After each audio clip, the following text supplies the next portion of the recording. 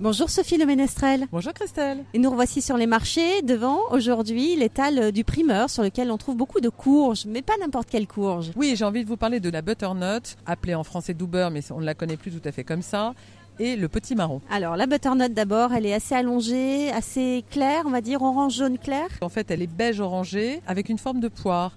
On l'appelle douber ou butternut en anglais parce qu'en fait, après cuisson, elle évoque le velouté du beurre dans une soupe ou dans un potage. Quels autres modes de préparation ? On peut par exemple l'utiliser en frites.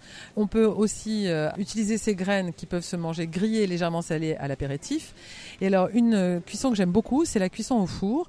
On va simplement la découper en grandes tranches, la couvrir avec des petites épices, un petit peu de cassonade, de la cannelle, du sel, du poivre, un petit peu sucré salé.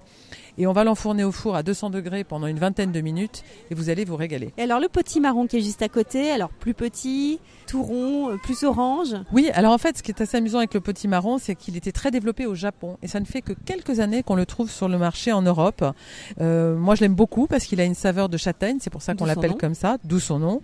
C'est un légume d'automne qu'on trouve sur les étals jusqu'en mars.